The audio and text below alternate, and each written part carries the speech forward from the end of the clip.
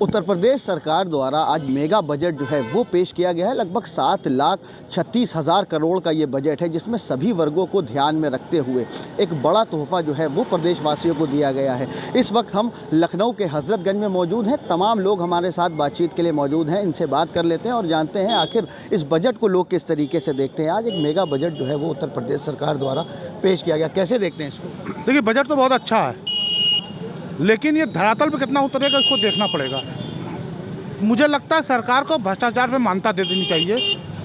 हमेशा budget pass होता है, बजट आता है, धरातल पे आए या ना आए, भ्रष्टाचार की बात किसी लोकसभा में होती, ना राज्यसभा में होती, ना विधानसभा में होती। भ्रष्टाचार पे भी बात होनी चाहिए। भ्रष्टाचार पे कैसे अंकुश लगाया जाए। आप बजट 1,10 लाख करोड़ रुपया ले आइए, अगर भ्रष्टाचार में चला जाएगा तो हमको फ़ायदा नहीं होना चाहिए। बजट बहुत ही शानदार है, लेकिन वो धरातल पर उतरना चाहिए। शिक्षा पे जोर दिया गया है, मुझे लगता है और जोर देना चाहिए। जैसे मेरे ग्राम सभा में कोई प्राइमरी स्कूल भी नहीं है, मुझे लगता है कि ऐसे ग्राम सभाओं में प्राइमरी स्कूल कम से कम सरकार को स्वास्थ्य के लिए देना चाहिए। ग्रामीण स्तर पर देना चाहिए सरकार को। मेगा बजट आज उत्तर प्रदेश सरकार ने जो है वो तोहफा दिया है उत्तर प्रदेश वासियों को। शिक्षा को लेकर, विकास को लेकर, महिलाओं और युवाओं को लेकर, रोजगार को लेकर तमाम चीज़ों को ध्यान में रखा गया। कैसे देखते हैं इस बजट? देखिए, बजट का स्वागत है, परंतु जो बता रहे हैं ना कि भ्रष्टाचार के जो है जननी में जो उत्तर प्रदेश और देश है, यहाँ से ख़त्म होना चाहिए भ्रष्टाचार। और भ्रष्टाचार खत्म होगा तो जनता के पास विकास की रास पहुँचेगी, लेकिन ऐसा नहीं होता। दूसरी बात, समान शिक्षा का अधिकार नहीं दे रहे हैं। और जो आप कह रहे हैं शिक्षा पे बहुत कुछ दे दिए, अरे शिक्षा पे धरातल पे तो उतरे। और आप कह रहे हैं महिलाओं के लिए बड़ा अच्छा बजट दे दिए। गैस सिलेंडर का दाम घटावें तो 500 कर दें, तब तो मालूम नहीं। जब धरातल पे वो एहसास करें, ये बजट का जो धरातल पे जो है साकार होना चाहिए, दिखाई देना चाहिए, तब जनता को राहत होगा। नहीं तो ये बजट तो अब बार बार बजट बढ़ाते हैं, बार बार ये बजट बढ़ा जाता है, लोग स्वागत करते हैं, कुछ तीखी प्रतिक्रिया भी। गैस सिलेंडर की बात आपने करी, केंद्र सरकार द्वारा उज्ज्वल योजना चलाई जा रही, फ्री गैस सिलेंडर बांटे जा रहे हैं। सरकार फ्री गैस सिलेंडर बांट रही है, कैसे देखते हैं? केवल फ्री गैस सिलेंडर बांटती है ना, उसके बाद भराना गरीबों को पड़ता है, वो नहीं हो पाता। वो घर में पड़ा रहता है। मैं तो देखता हूँ वो किनारे पड़ा रहता है, और चूल्हा जो है यानी उपले और लकड़ी झोंक झोंक के किसी तरह से महिलाएं खाना बना रही हैं। इनका जो है ये फ्लॉप योजना है। देखिए, 2 फ्लॉप योजना बता रहा हूँ। एक चला रहे हैं जल नल योजना, ये पूर्ण रूपे करोड़ों लाख हजार रुपया जो है ये नुकसान में जाएगा। ये मैं गांव का आदमी, गांव में देख के आए, लोग कह रहे हैं भैया ये तो फेल है। 2-4 गांव में टंकी लगी है, पानी पहुंच नहीं रहा, तो जो फेल है उसका हम विरोध करेंगे। चूंकि जानबूझ के अधिकारी वहां फंसा रहे हैं पैसा, और केवल कमीशन के चक्कर में, और कोई नहीं। उतना तो आप इंडिया मार्क का नल घर घर लगवा देते, जितना पैसा उस पर बर्बाद कर रहे हैं। सबसे बड़ी बात है कि जो योजना लाइए वो धरती पर साकार हो, और कम से कम 25-50 साल चले, तब उसका स्वागत होना चाहिए। ये नहीं कि आज ये सड़क बनी, 2 साल नहीं हुआ, टूट गई, तो उस पर भ्रष्टाचार है कि नहीं है? यानी वो गुणवत्ता वाली सड़क नहीं बनाई गई, यानी जो उसका मानक है, मानक के अनुसार नहीं बनाई गई। ऐसे जो योजनाएं ला रहे हैं माननीय मुख्यमंत्री जी या देश के प्रधानमंत्री जी, योजनाओं को सोच परख के लाना चाहिए धरती पे, कि कम से कम वो साकार हो। जैसा मैं देख रहा हूँ गांव में जाके, जल नल योजना तो पूरी तरह फ्लॉप हो जाएगी, और उस पर लाखों हजार करोड़ रुपया जो खर्चा हो रहा है।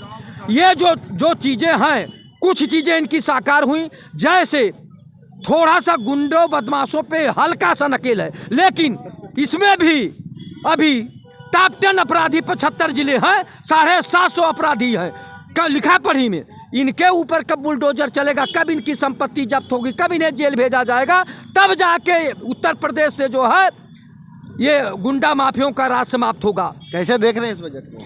ये बहुत उत्तर प्रदेश सरकार का जो बजट आया हो बहुत शानदार है। मैं इस बजट का स्वागत और अभिनंदन करता हूं, चाहे वो जिस भी क्षेत्र में हो, शिक्षा हो, स्वास्थ्य हो, रोजगार हो, जू सफारी हो। मैं इस बजट को बहुत शानदार अभिनंदन, स्वागत और अभिनंदन करता हूं। इन्होंने कहा है गुंडे माफिया, सबसे भ्रष्ट गुंडे माफिया इनके पार्टी में, समाजवादी पार्टी में, और बहुत जल्दी सबसे पहले उन लोग की संपत्ति कुर्क की जाएगी। उसी पे सब एक गरीब के लिए मकान बनेगा, और जिसकी ये लोग गुंडे जब्त किए हैं सबको निकाल के दिया जाएगा। क्या कहेंगे?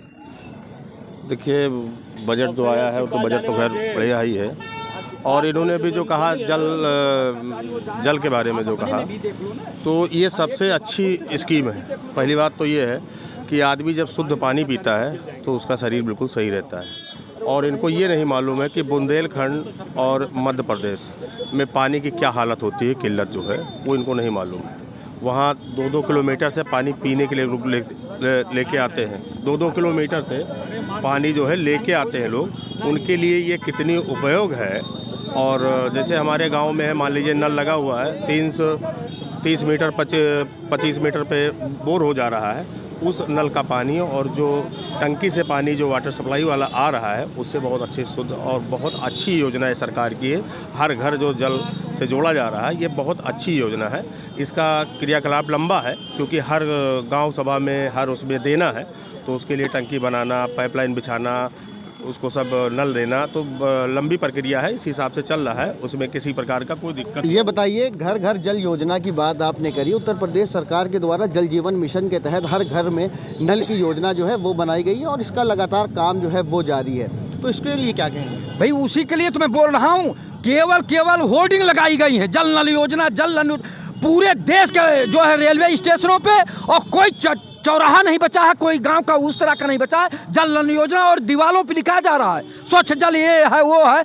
भाई मैं तो ये बता रहा हूँ, इंडिया मार्क का नल जो है अगर लगवा दिए होते तो चाहे सुनिए आंधी पानी कुछ आए, बिजली कट जाती है, मान लीजिए बिजली के खंभे टूट गए, व्यवस्था नहीं हो पाई, 24 घंटे पानी नहीं मिलेगा, उसका क्या आप करेंगे? सबसे बड़ी बात जो सच्चाई है उस पर आना चाहिए। कभी कभी 2-2 दिन बिजली नहीं आती है, तब कैसे आप वो देंगे? दूसरी बात, वास्तव में वो उनका फट जाता है पाइप, जो पाइप होता है वो फट जाता है, घर तक पहुंचता नहीं है। तमाम मैं जो गांव में लगे हैं, मैंने जाके देखा है, पूछा है, तब मैं बता रहा हूं। मैं ऐसा नहीं कि खाली लखनऊ के चौराहे बोल। क्या लगता है 2024 के लोकसभा चुनाव को ध्यान में रखते हुए बजट पेश किया गया? भैया हर चुनाव को जीतने ही के लिए बजट पेश किया जाता है। मैं एक मिसाल देना चाहता हूँ। मुख्यमंत्री की ऑफिस के बगल से एक गली आई, नावल्टी चौराहे पर निकलती है।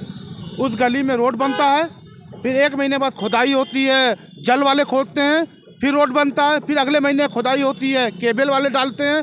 ऐसे ही जनता का पैसा का दुरुपयोग होता है। इसीलिए मैं कहता हूँ सरकार को भ्रष्टाचार का मान्यता दे देनी चाहिए। सरकार किसी की भी हो सकती है, मान्यता दे देनी चाहिए, क्योंकि उस पर बात ही नहीं हो रही है, सदन में बात ही नहीं हुई भ्रष्टाचार को कैसे रोका जाए, उस पर बात ही नहीं हो रही। सरकार तो कह रही है ऐतिहासिक बजट है, आज तक इतना बड़ा बजट नहीं पेश किया। ये ऐतिहासिक बजट है, स्वागत वही बता रहे हैं, जैसे भाई साहब बता रहे हैं ना, इनके पास विशेषज्ञ है ना। आप एक बार रोड बननी है, आपको मालूम है रोड बननी है, तो रोड को तब बनाइए जब वहाँ के अंदर सीवर लाइन और ये सब लगा लीजिए, बनाइए। लेकिन नहीं, उल्टा काम होता है, ये एक बार बीचों बीच खोद देते हैं, तो सारी व्यवस्था ध्वस्त हो जाती है। उस पर बजट बढ़ा के कमीशन खोरी। सबसे ज़्यादा जो IAS IPS PPS हैं, PCS हैं, इनकी संपत्ति की जांच करा लीजिए। जितने MLA MP हैं देश के, इनकी संपत्ति को जांच करा लीजिए। कहाँ से 4-4 फॉर्चूनर आ रही है, कहाँ से इनके पास जो कृषि फार्म बनाए जा रहे हैं, इनका तनख्वाह जोड़ दीजिए, उसके बाद भी 10 लाख दे दीजिए। उसके बाद कहाँ से आए? इनके लड़के अमेरिका और ऑस्ट्रेलिया में पढ़े हैं, उसको मत जोड़िए। उसके बाद लखनऊ में बंगला, नोएडा गाजियाबाद में बंगला, नैनीताल में बंगला, ये कहाँ से आ रहा है? तो ये सब भेंट भ्रष्टाचार, ये जो बजट देख रहे हैं पता नहीं कितने हजार करोड़ का, ये भ्रष्टाचार का भेंट चढ़ जाता है। लगभग 75% चढ़ जाता है। 25% तो वो जो ठेकेदार वगैरह होते हैं, दफ्तर भ्रष्टाचार। कौन है इसका जिम्मेदार? यानी लेखपाल से लेके SDM तक और चौकीदार से लेकर थानेदार तक हर जगह भ्रष्टाचार है, और उस पर अंकुश नहीं। और माननीय मुख्यमंत्री जी क्या कहते हैं? Zero tolerance. केवल आपके चैनलों पे और अखबारों में जीरो टॉलरेंस चलता है। लेकिन अगर ये भ्रष्टाचार न होता तो उत्तर प्रदेश अब तक बहुत विकास कर गया होता। तो पारदर्शिता लाना बहुत जरूरी है। पारदर्शिता जब तक ये बताइए, युवाओं के लिए को ध्यान में रखते हुए इस बजट को पेश किया गया, कैसे देखते हैं? मैं सुनील यादव औरैया से, मैं समाजवादी पार्टी का विरोध करता हूं। हमारे जो नेताजी कह रहे थे कि अखिलेश यादव केवल परिवारवाद की राजनीति करते हैं। मैं भी यादव हूँ, इसलिए बोल रहा हूँ। कल तक मैं समाजवादी पार्टी का कार्यकर्ता था। कल 11 बजे राष्ट्रीय अध्यक्ष जब पार्टी कार्यालय पहुँचे, मैंने उनके हाथों में स्वयं अपना इस्तीफा पत्र दिया। बूथ अध्यक्ष भी था और जिला सचिव भी था 4 सभा से, और युवा वाहिनी जिला अध्यक्ष भी था। तीनों पदों से अपना इस्तीफा दे दिया। मैं समाजवादी पार्टी कभी राजनीति। क्या कहेंगे, मेगा बजट दिया है उत्तर प्रदेश सरकार ने तमाम प्रदेशवासियों को? मेगा बजट का स्वागत होना चाहिए, लेकिन दुर्भाग्य है कि सरकार 12 अक्टूबर से 2 ग्राम सभा में प्रधानों का जो नरेगा मजदूर होते थे, 12 अक्टूबर से नरेगा मजदूरों की मजदूरी रोकी गई है। अभी तक मजदूरों को मजदूरी नहीं मिली। जिस देश में करोड़ों अरबों का बजट हो, अब मजदूरों को मजदूरी न मिले, सरकार है 230 रुपये मजदूरी वो मजदूरों को नहीं दी जा रही है। इस बजट से क्या लेना देना जब मजदूर को रोटी नहीं मिल रही है? आप बताइए, एक तो 230 रुपये मजदूरी और दूसरे वो भी 4-4 महीने ना मिले, उस बजट का क्या मतलब है? दूसरी बात, ग्राम प्रधान में पहले ग्राम पंचायत स्वतंत्र होती थी, ग्राम पंचायत स्वतंत्र होती थी। आज के डेट में कोई भी जिले में कार्यक्रम होगा, प्रशासनिक एक बजट बना दिया गया है। वो प्रशासनिक बजट ये है, आपकी जानकारी के लिए बता रहा हूँ कि जिले में 2 बार 3 बार कोई बड़ा प्रोग्राम फंक्शन हुआ, कोई प्रोग्राम होगा, तो वो पैसा प्रत्येक प्रधानों के बजट से सीधे कट जाएगा, फंड में चला जाएगा, वो खर्चा हो रहा है। जो ग्राम सभा के विकास के लिए पैसा आया वो चला जा रहा है प्रशासनिक अधिकारियों के आवा भगत में चला जा रहा है। आप लूट है एकदम। दूसरी बात, विधवा और विकलांग पेंशन कांग्रेस की सरकार थी, बसपा की सरकार थी, सपा की सरकार थी। 70 वर्ष से, अब मुझे आप ये बताइए कि जब आदमी की उम्र बढ़ रही है, 60 वर्ष से 70 वर्ष हो गई, तो उसको आर्थिक सहयोग की और ज़्यादा आवश्यकता है। किसी भी पूरे उत्तर प्रदेश में जिसकी उम्र 70 वर्ष हो गई, उसको पेंशन, विधवा, विकलांग, सारी पेंशन खत्म, बंद कर दी गई। तो मैं बताना चाहता हूँ कि ये जो बजट है, इस बजट का अगर विद्यार्थियों की पढ़ाई की सुविधा नहीं मिल पाई, उनको किताब कापी फ्री नहीं मिल पाई, उनको डॉक्टरी, मेडिकल, इंजीनियरिंग के लिए कोई व्यवस्था नहीं हो पाई, ऐसे बजट का कोई लेना देना नहीं है। अगर मजदूर आपने देखा तमाम लोग जो हैं, सबकी अपनी अपनी राय है बजट को लेकर। उत्तर प्रदेश सरकार ने आज मेगा बजट जो है वो पेश किया है। लगभग 7,36,000 करोड़ का ये बजट है। इसमें सभी वर्गों को ध्यान में रखते हुए ये बजट जो है वो पेश किया गया है। लखनऊ से अजहर खान, भारत समाचार।